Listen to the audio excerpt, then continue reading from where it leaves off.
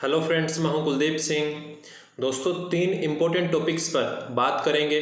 First, Netflix के ऊपर case क्यों फाइल किया गया है, और नेटफ्लिक्स के ऊपर एक वेब सीरीज आती है हंसमुख, तो उसको बैन करने की मांग क्यों की गई है, तो इसके ऊपर बात करने वाला हूं मैं आपसे।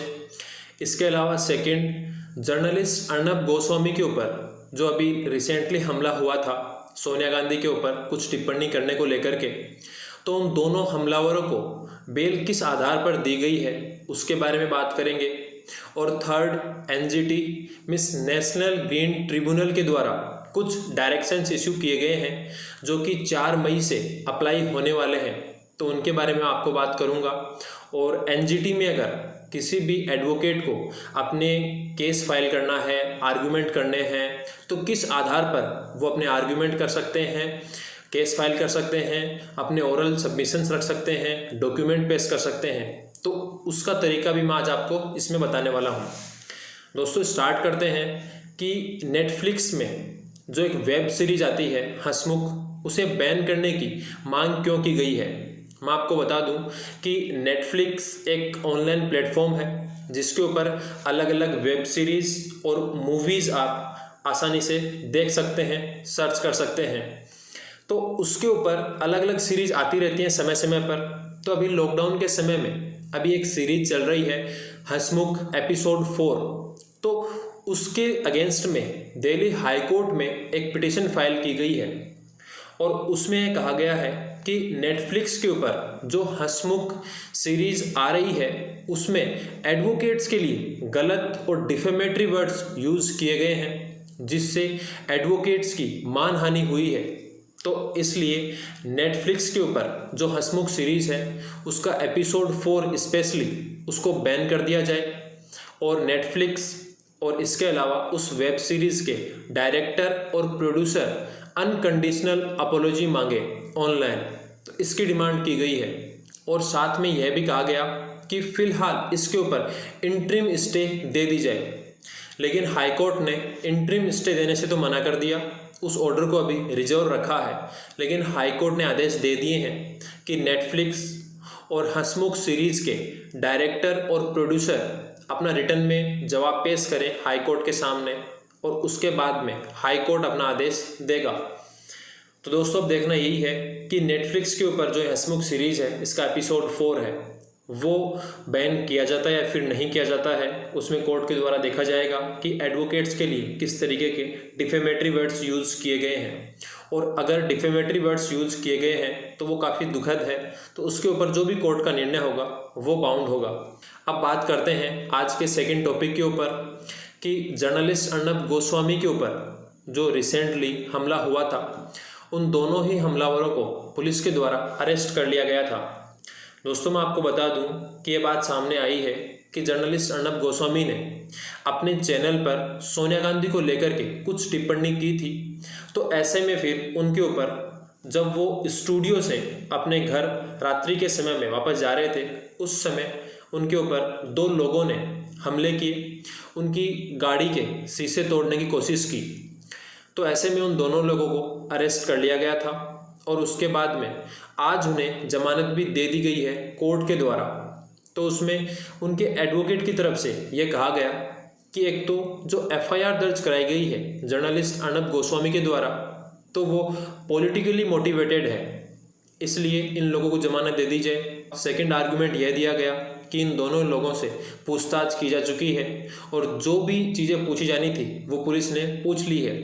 इसके अलावा इसमें थर्ड आर्गुमेंट यह दिया गया कि जो जर्नलिस्ट अर्नब गोस्वामी के द्वारा जो एफआईआर दर्ज करवाई गई है, तो उसमें मीडिया एक्ट के कुछ सेक्शंस ऐड किए गए हैं, तो वो अप्लाई नहीं होते हैं, क्योंकि वो सेक्शन तब अप्लाई होते जब जर्नलिस्ट अर्नब गोस्वामी अपने स्टूडियो में बैठ कर के कोई काम कर रहे होते, वो उस समय अपने घर जा रहे थे, तो ऐसे में वो ऑन ड्यूटी नहीं थे, इसीलिए ही मीडिया एक्ट के वो सेक्शंस अप्लाई नहीं होंगे।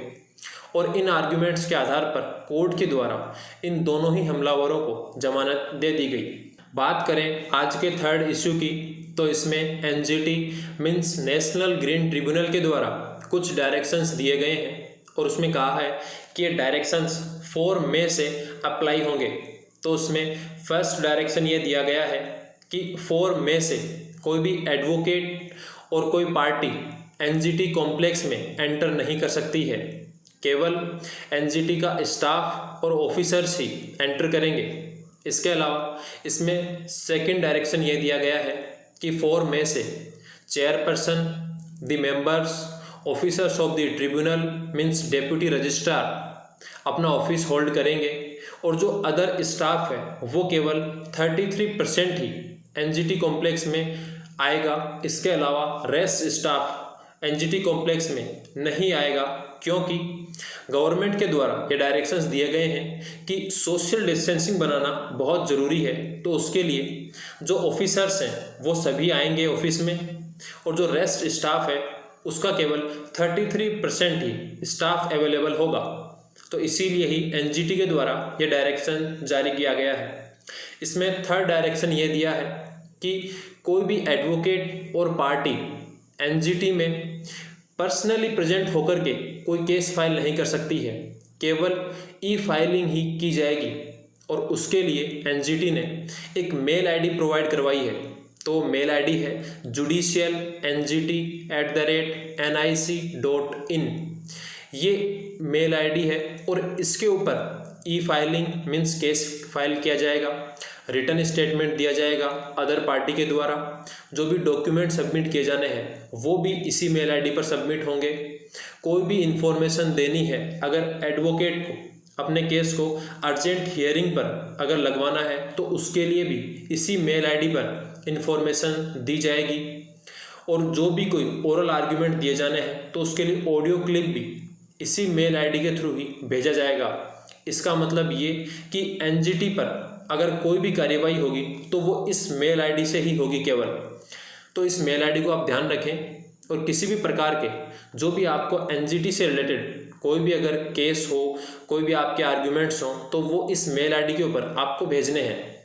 इसके अलावा इसमें डायरेक्शंस दिए गए कि अगर किसी भी एडवोकेट को अपने मैटर को अगर अर्जेंट हियरिंग पर अगर लगवाना है तो उसके लिए इस मेल आईडी के ऊपर पहले ही मेल करना होगा, ताकि उसको अर्जेंट हियरिंग पर सुनवाई की जा सके।